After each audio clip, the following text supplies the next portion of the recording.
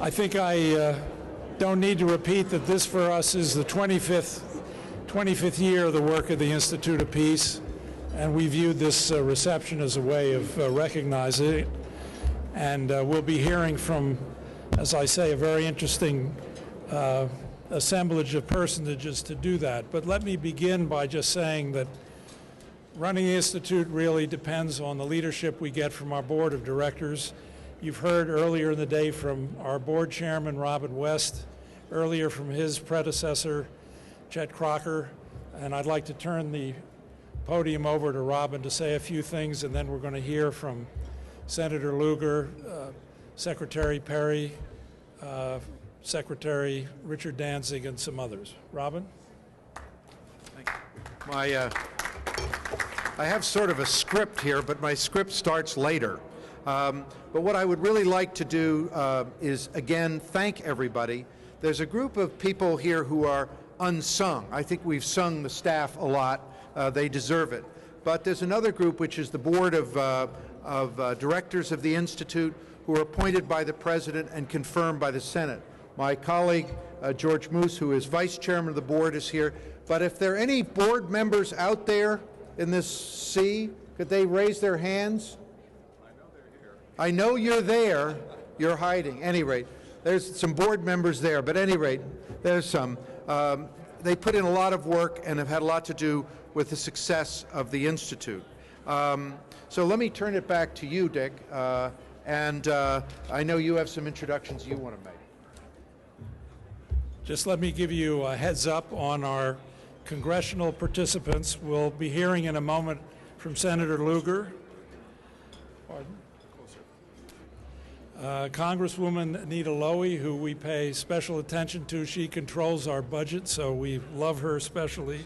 Congressman Jim McDermott, Congressman Ed Whitfield, Congresswoman Sue Myrick, Congresswoman Ellen Tauschers, who's here with us.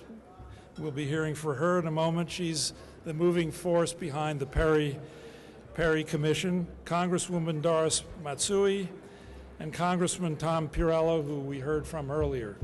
But Senator Lugar knows full well that this institution never would have gotten started without the support of the Congress and particularly the U.S. Senate. In fact, former Senator Sam Nunn poked his head in just a moment ago. He had to run off to an airplane, but he did want me to say to you that it was Senator Spark Matsunaga, Senator Jennings Randolph, who with Senator Nunn's support really got the legislation through 25 years ago that got us started. But with that, as a few comments, Senator Lugar, please.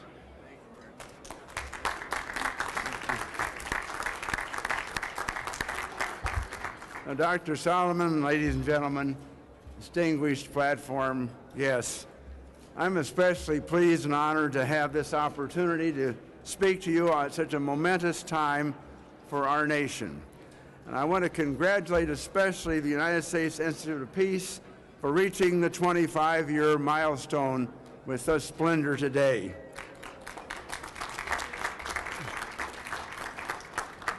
I applaud the excellent work done by the Institute over the years, as well as the hosting of today's conference.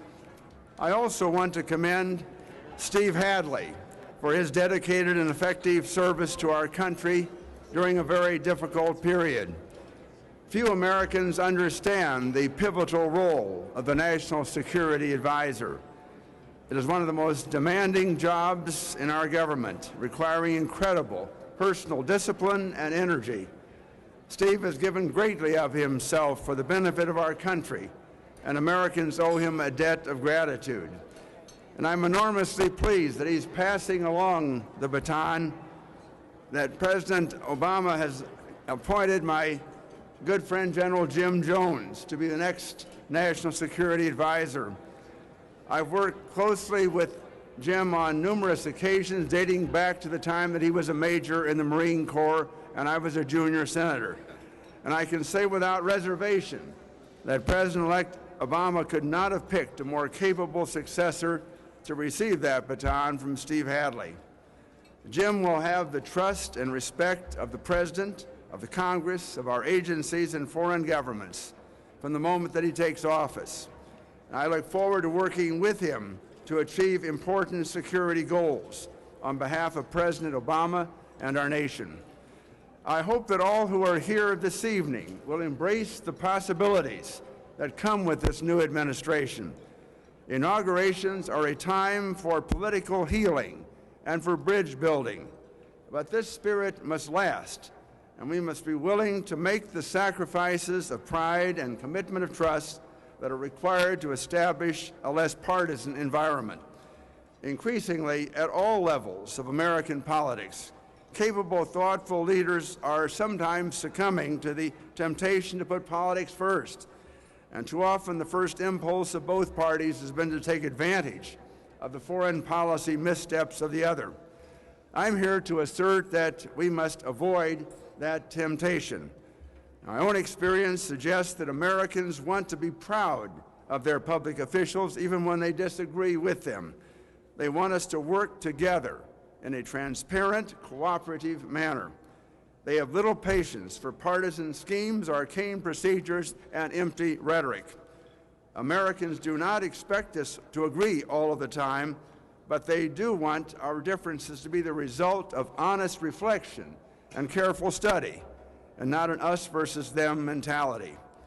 National unity is not simply a civic nicety, it counts in real policy terms. And although almost every presidential campaign is billed as the most important ever, it is hard to imagine a more consequential set of global issues that will face the next president. As we mark the foreign policy leadership provided by Stephen Hadley and anticipate the achievements of Jim Jones, all of us should reflect on the opportunities we will have to provide leadership in the coming year. We must dedicate ourselves to making the most of our opportunities so that Americans will experience the security and the prosperity that all of us wish for our country. I thank you so very much for being a part of this celebration.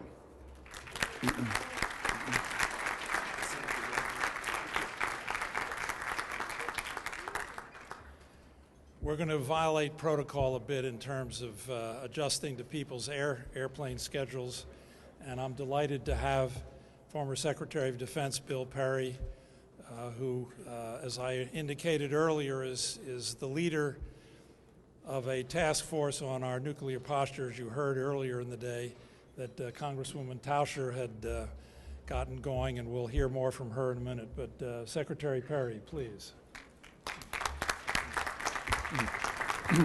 Thank you very much, Dick. I just want to say a few words in appreciation of the United States Institute for Peace. In my judgment, in the last 5 years or so, it has become a world-class institute. And in just another year, the symbol of this world-class institute will be visible to every person driving into Washington down Constitution Avenue when the striking new building is completed. So great thanks to the Institute for Peace for what they have done in convening this great forum today. And I have a personal reason for thanking them. They provided outstanding technical and staff support for the Iraq Study Group on which I served, and they're now providing the same kind of outstanding support for this Congressional Commission on Strategic Forces. So Dick and Robin, my heartfelt thanks to both of you. You are providing a world-class leadership for this world-class institute. Thank you again.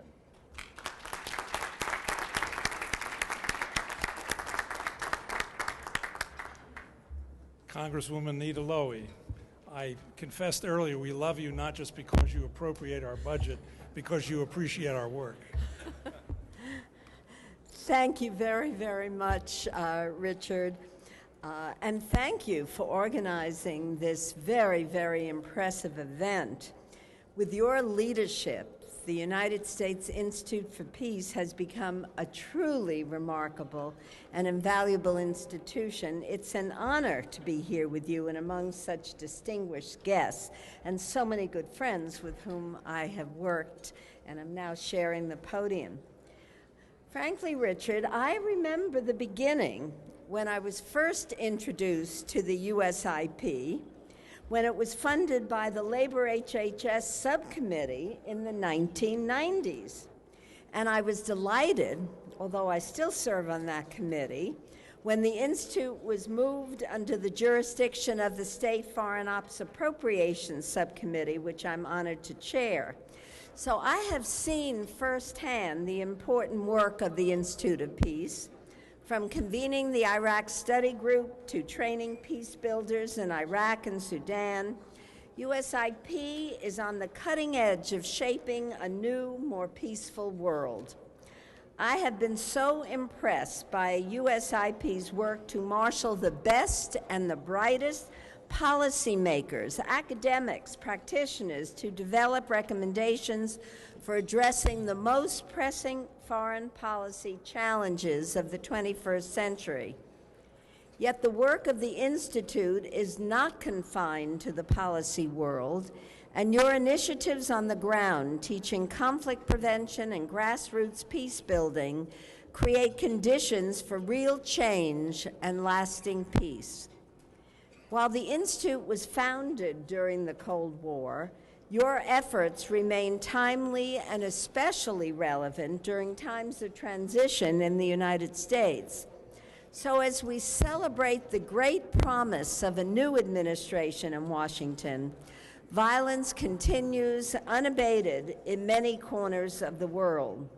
Upon assuming office, President-elect Obama will face complex conflicts in the Middle East, Afghanistan, Pakistan, Iraq, Sudan, just to name a few hotspots. Yet I remain hopeful. In Chinese, the word crisis means both danger and opportunity. Historically, transitions often correlate with crisis and insecurity. And while we cannot underestimate the severity of the global problems we face, now is a time of hope. Hope about the opportunities, from fixing the economy to repairing our reputation in the world to preventing future wars. And with the help of organizations like USIP, I do feel that the new administration and Congress are better prepared to thoughtfully address the underlying causes of violence and war. For example, USIP's recent co-sponsorship of the Genocide Prevention Task Force, along with the Holocaust Museum and American Academy of Diplomacy, has brought into focus how genocide and mass atrocities threaten U.S. values and our national interests, as well as recommendations for how to prevent these crimes in the future. One of the most pressing challenges of the next decade will be addressing poverty and underdevelopment that contribute to violence and leaves regions vulnerable to extremism and hatred. While there are myriad immediate threats, sustainable solutions to terrorism require a long-term commitment, and we need better education, stronger governing institutions, better coordination among multilateral partners. Our own government needs to be restructured to better address the threats of the 21st century through foreign aid reform. And in this time of transition, we have a unique opportunity to sharpen the tools in our national security toolkit to better address poverty, civil wars, hunger, extremism, and the list goes on. So I am really looking forward to working with Secretary Clinton on making development assistance a higher priority and reinvigorating the State Department with the resources to utilize diplomacy for the betterment of the United States and global security. Along with Hillary Clinton, by the way, my constituent in Westchester County, I might add, see, there are people who are listening out there. The new administration has tapped excellent choices, outstanding choices for our national security team, General Jones, Bob Gates, and so many other outstanding citizens of our country. And with the help of institutions like USIP, The new administration and Congress will, I am sure, devise innovative policy that promotes peacemaking and solutions to international conflicts. So, thank you, USIP, for all your invaluable work, and I look forward to working together with you, Richard, for another 25 years.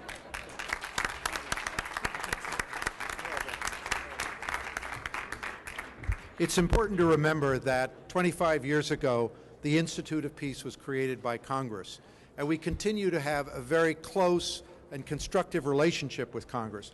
Congresswoman Ellen Tauscher is the architect of the study that Bill Perry has been leading on strategic posture, and we're very grateful for her interest. We think it's a good idea, and we think Bill Perry was the right man to lead it. Congressman Tauscher. Thank you very much, Robin. And thank you to USIP. Thank you, Richard Solomon. I see so many friends in the audience. I want to thank you very much for being here. To be here to congratulate USIP on its 25th anniversary. I'm so pleased to see my colleagues from the House, Senator Lugar, my very, very good friend, Congresswoman Nita Lowey. And I want to thank all of my congressional colleagues for their attention and time to be here, to be specifically here to lend their presence to acknowledge the significant accomplishments of USIP and how much we appreciate the work that they do. I want to especially thank former Secretaries Bill Perry and Jim Schlesinger for their decades of service to our great country and for their current leadership of the Strategic Posture Commission I created in the House National Defense Authorization Bill last year. I also want to acknowledge the many, many friends that we have here from our military. I just see that we have the Chairman of the Joint Chiefs, Admiral Mullen. It's so good to see you here, sir. Thank you for your service. We're at a milestone in our country's history, and as we see President-elect Obama's historic inauguration approach this next week, and his new administration forms up and confirmation hearings are beginning even today, with what I think is one of the most talented group of people to be assembled for a cabinet. I think we all know that the American people face momentous national security and foreign policy challenges. As the chairman of the Strategic Forces Subcommittee of the House Armed Services Committee, I am focusing on bringing our strategic posture in line with our greatest 21st century challenge, preventing the proliferation of nuclear weapons, weapons material, and know-how.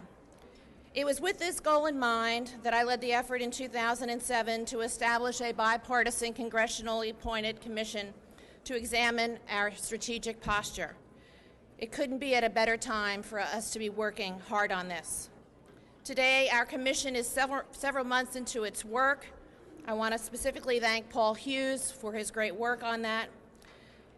And under the astute leadership of former Secretaries Dr. William Perry and Jim Schlesinger, I'm delighted to say that the scope and depth of the interim report of the Commission that was circulated last month is just what we were looking for, and we await their final recommendations in April. The Commission's analysis and recommendations will establish a strong foundation on which this new administration can build and craft the new nuclear posture review that is required by the end of the year. And we in Congress will be active as well, working in partnership and in a bipartisan way to extend United States' leadership in these critical issues. Congratulations again to USIP, and thank you for having me here this evening, and good luck.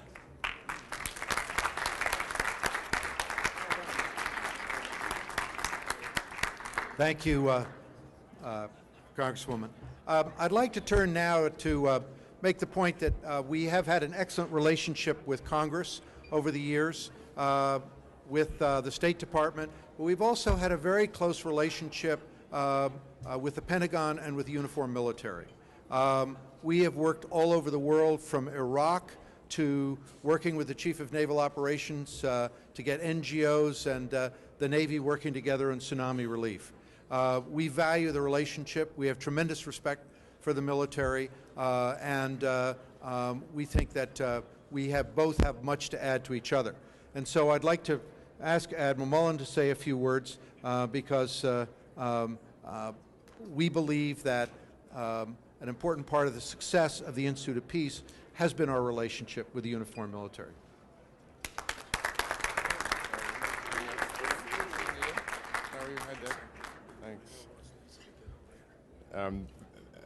Thank you very much, and to Ambassador Solomon and everybody who's here, who both participated and supports the U.S. Institute for Peace.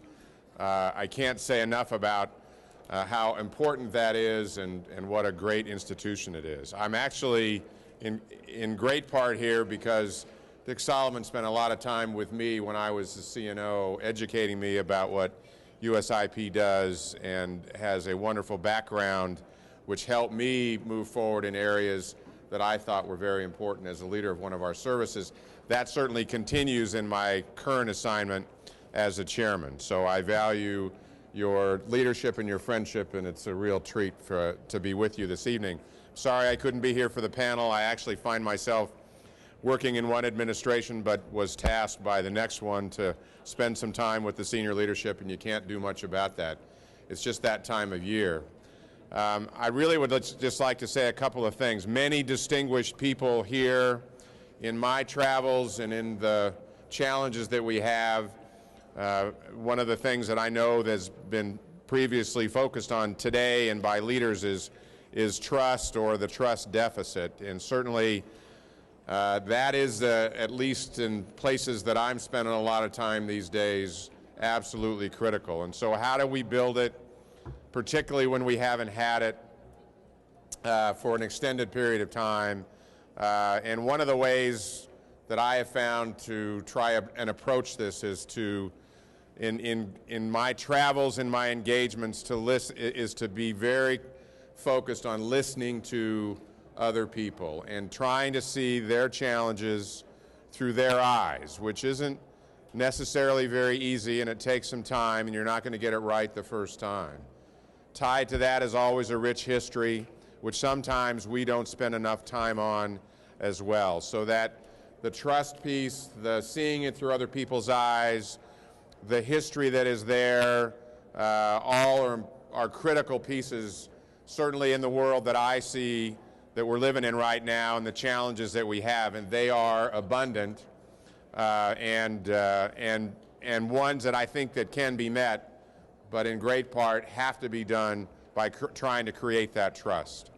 And lastly, I would say to you who've given so much individually over the course of your lives, your service is really remarkable, and I hope you've raised up those coming behind you and that you are seeking them, because we're going to need continued great public service, not just in the United States but globally, because without that, and without that leadership, these challenges can't be solved.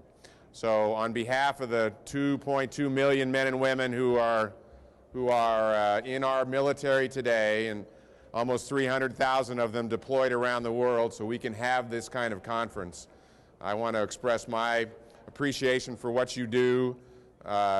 Continue to be engaged with you, Dick, and the U.S. Institute for Peace, and that we can continue together to work on the toughest problems of our time, and to be able to provide the kind of future for parents and children around the world that all parents and all children seek.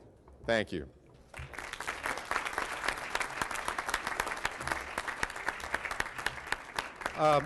The Institute of Peace, we've heard a lot about the policies, but we have another important project, and that we're building a headquarters building on the mall at 23rd and Constitution. The question comes up frequently, how did you get that extraordinary piece of land? I get asked that a lot. Well, the secret is out.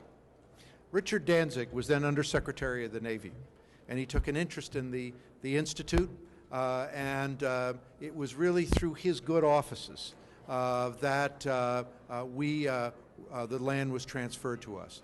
So he has been one of the people, he's taken a great interest in the substance of the Institute as well.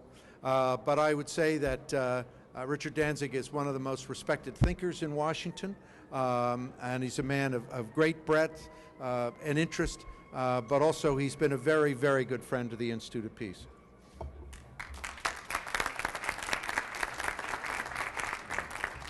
Well, thank you, Robin. Thank you particularly for breaking the news about how the Navy lost that land to Mike Mullen so nicely in this context.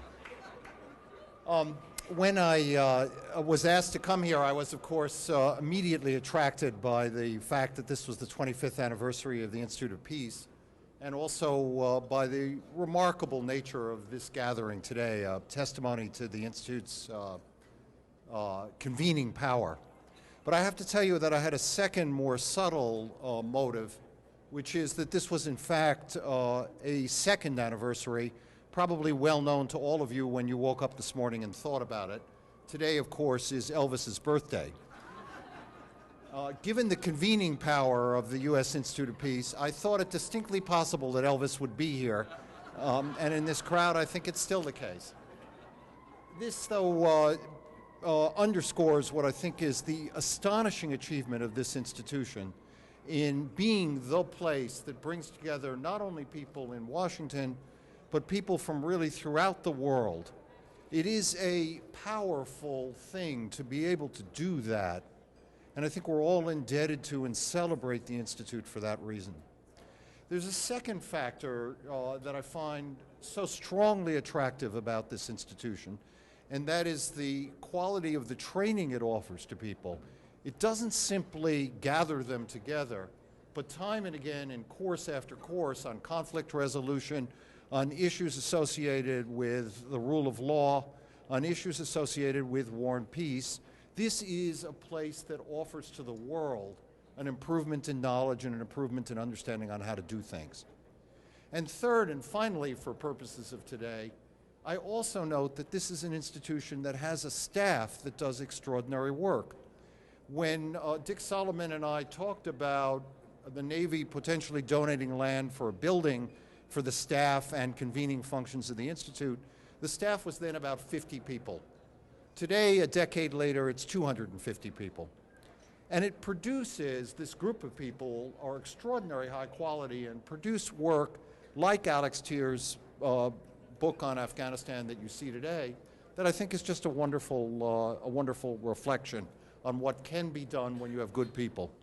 So you put together these three things, the convening power, the training, and the quality of the people and the product they produce, and then you wrap it all together in the service of a mission which is just as good as any mission could be, the mission of making the world a more peaceful place.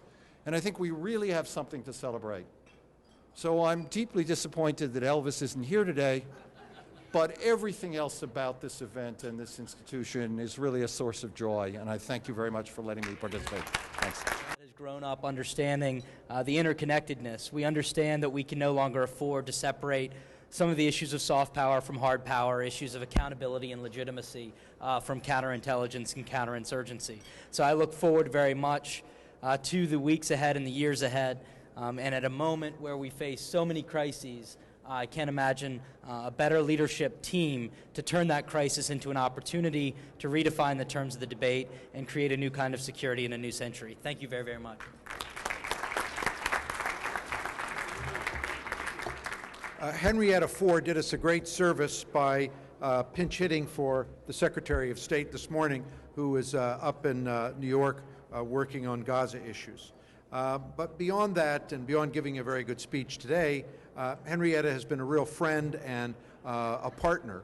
We do a lot of work with AID around the world. We're on the same side. We're trying to solve a lot of the same problems.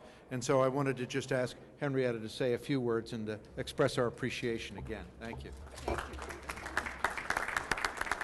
Well, thank you very much, Robin. Dick Solomon and I, 20 years ago, had offices next to each other because we were both carrying Asia portfolios, he for the Department of State and I for USAID. So I have heard about the building of the U.S. Institute of Peace since it was a twinkle in his eye. And I am so proud of you, Dick and Robin, for making this a reality. We will welcome you across the 23rd Street as a great neighbor to the Department of State. And from USAID and Department of State's point of view, You are the best partners to work with around the world. You really bring peace and hope and prosperity and friendship to people, and so we thank you deeply. If I might just add something about three very special people that are up here. This time, at the beginning of last year, we were in the middle of a food crisis worldwide. And we, the United States, as the largest donor of food in the world, had a special responsibility.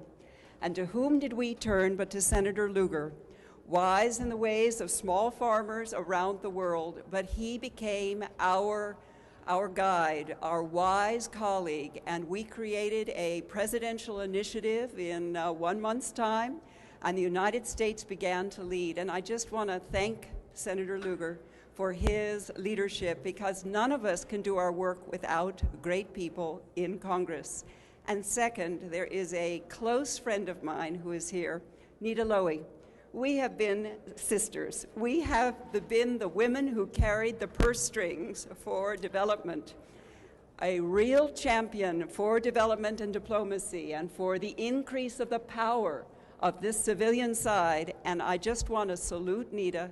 If there is a woman or a child or an educational institution in the world, it has the backing of Nita. And thirdly, the chairman of the Joint Chiefs is standing with us here.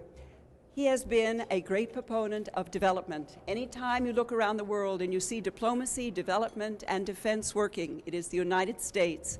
And he has a real strong interest in it, a commitment to it, and he is a great friend and colleague. So I just wanted to tell all of you that none of us can do our work without each other. You have created something here in the Institute of Peace that means that all of us can work together for the betterment of the United States and the world. Thank you.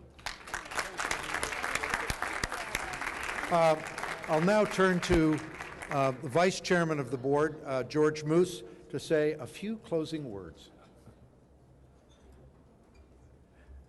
Thanks very much, Robin. I am honored to be in the presence of such distinguished supporters and colleagues. I think my role tonight is simply to acknowledge the enormous contribution of my colleagues on the board. There is enormous dedication there, and that dedication is what supports the work of this fantastic team, the staff and the leadership of USIP. By constitution, the board is bipartisan. But I want to say that in practice and in function, it is nonpartisan. And I think that is one of the distinguishing factors that has made it possible for USIP, for the Institute, to support some of the groundbreaking work that has been done, for example, by the Iraq Study Group, by the Nuclear Posture Committee. So on behalf of Robin and myself, I just want to say a word of thanks and appreciation to all of my colleagues on the board for their enormous dedication, hard work, and the contribution that they make to supporting the work of the Institute. Thanks very much.